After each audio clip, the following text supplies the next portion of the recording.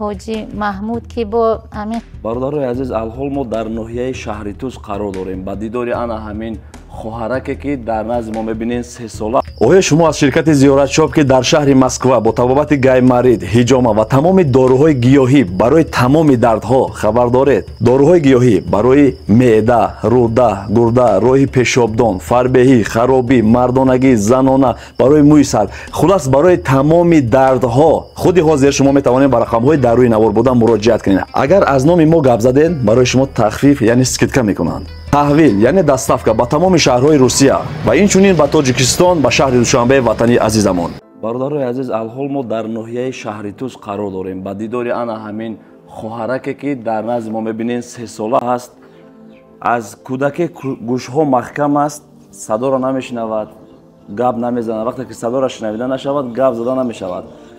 حالا همین خواهرک است باید جراحی کنند. هرچی تعجیلی 2 ماه دیگر وقت داده هستند که این 3 ساله را بود میکنه. بعد 3 سال دیگر نمیشود جراحی کرده. بعضی مادر برده در قربالا نشان داده هستند، کاغذ همه چیزشون هسته. در یک جا گفتن که همون اپاراتی که باید بیارن برای همین اپراسیون گوش همین $18,000 و در یک جای دیگر 15,000 $. انا خواهرک ما را 2 ماه دیگر وقت داده هستند. خب بیا یک جای عیدانی مادر همش میشنویم. السلام علیکم هموطنان عزیز. ما همین استقامت کننده ناحیه شهر توس هستم. بچه‌م کلین من این دخترچه‌مو نویراکم همین خیلی کسلی قطعی تولد مادر زود نه که توبت شونده بده است.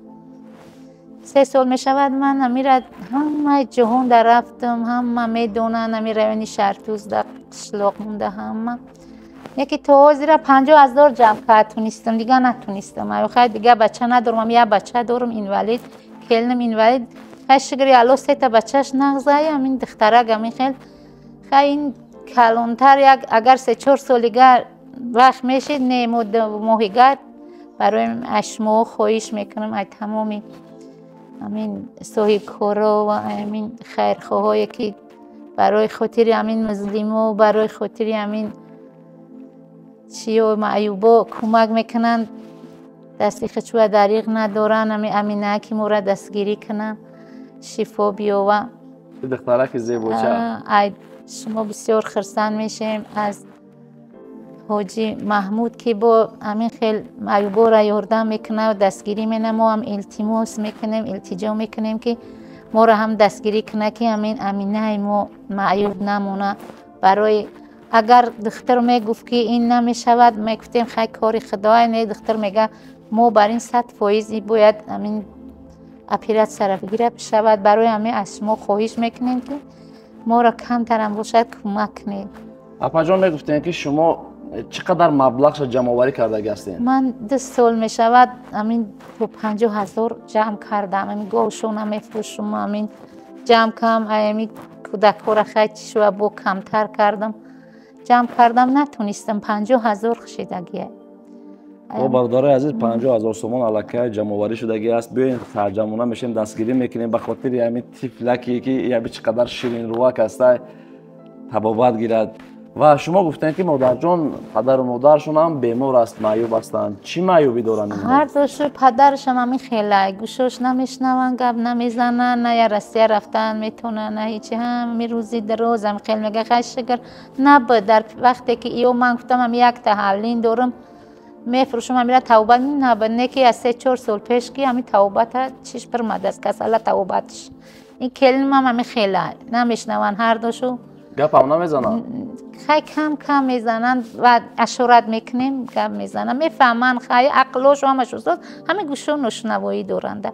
همین این دختره که عقلش نه ایرا قریب در همین ابوبکر میگن عصب ده 2 سال شد من دوشنبه میرم میام عصبش چی کردم و گفت که خیلی میفته و چی میشه و خیلی 100% ریخته و کاغذاش اولی هستن 100% شد. گفت برای گوشاش هم 100% هم توبت داره. همون دختر ابوبکر 2 سال ده همون بردیم 7 ماهگیش.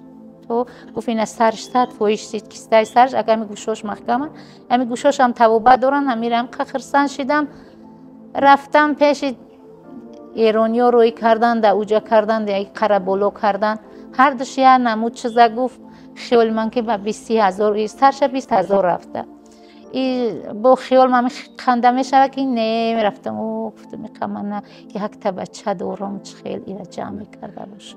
بردارای عزیز مادر کافته رفته تا در خانه ما را کاغذکای خواهرک بردیان که بیاین امیر یک طبابت گیرین گفته ما راستی وقتی که هر کس در خانه ما میبیاید ما نمیتوانیم که در حال او را کمک کنیم چون که ما از حال و احوال آنها باید که آگاهی پیدا کنیم خبردار شویم. خواهش میکنیم شما نبیاین در خانه ما دست ما هیچ کار نمیبیاد شما میتونیم با طریق همین تلفن با ما گپ زدین چی شرایطی که دست چه چیزی که دست میبیاد ما همون چیزا کرده میتونیم.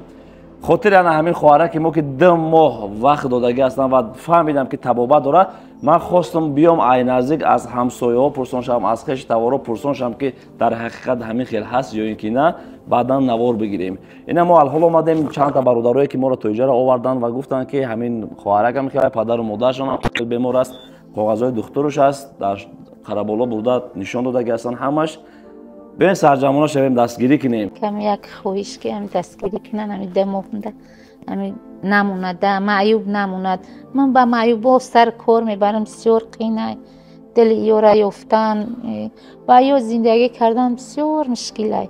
بله ببینید که در خانه که یک معیوب است یک بیمار است چقدر قین در نگاه بینی این شخصیت ها پدر و مادر نمیشنوند گپ نمیزنند فرزندشون هم چونین با یک بیماری دیگه بالای بیماری ها اومده است و خدا را شکر که تبابت داشته است ما سرجمانه شده و در بری هموطنان خودمان در بری مادرای خودمان ما اگر نکردیم هیچ کس ما را دستگیری نمیکنن. من شخصا از تمام صاحبکارا خواهش میکنم اگر دستتون رسد همین خواهرک برده تبابت گیرین 50,000 سومونش جمع آورش دیگه است شاید که $10,000 دیگه باشد یا اینکه $13,000 دیگر مبلغ لازم است. اگر دست کمک خود را برسونیم بسیار خرسند میشوند بسیار یک کار خیر. شما همین قایمی توبت بیاوم من خرسندم 100 بار شکر خدای نکرد کسیم پیشش گذشته است که 3 سال بعد دیگه یا هم ممکن که یه روزی خوبه یا چی را میبینن بچه کش 3 تا نکلم نکن. امید دارم که برادران دستگیری میکنن صاحبکاران دستگیری میکنن کسی دستگیری می خداوند خیرش قبول کند تنی سعدم ری درست بتیم خداوند هیچ کسی خیلی فرزندی معیوب نتیه که من امرم و امی فرض یک تا بچه همی خیل کیلنم خیده تره نگه دارم اکی ککش با 3 تا ولی وقتی گپ زنی شاید میبینم نغموشا خیلی گپ میزنه و لوشا خیلی قیمه خیل میکنه که منم گپ زدیستم میبینی بسیار علم آوره خیلی چی خداونده هیچ کار کار نمیتونی اکا همین قشبو خرسندم که توبت دوره همین خنده با من خرسند. امید دارم برادران صاحبکارای ما دستگیری میکنن خواهرک ما را بوده در بیمارخانه خواب میخوابونند و من تلاش میکنم که بار دیگر هم بیام من از این خواهرک باز بنوار میگیریم و اگر تبابت یافت ما حتما رفته در اونجا باز بنوار میگیریم. امید دارم که دستگیری میکنن. رحمتی کلام خدا عمری درست و بتیاب زحمت کشیده به رایون دور اومده خداوند اشمو روزی باشه تنی ساعت عمری درست کشویش کرد یا همه همی بیمارو را دستگیری کنه همه یک اپیرس همی توبت بیو و همه خرسان دیگه هیچی در کارمون نیست همی اپیرس همی دخترک شفا بیو. راستی برادرای عزیز من در شهر خوجان آمدم 3 روز در اونجا ایستادم و از اونجا اومدم بازی مادر اومد و احوال این رو دیدیم با ناحیه شهر توز اومدیم. ما هر چیزی که از دست ما میبیاید خاص به خاطر خدا به خاطر وطن به خاطر ملتمون چیزی که میبیاید خواهیم کرد و تلاش میکنیم که در کمک همدیگر باشیم.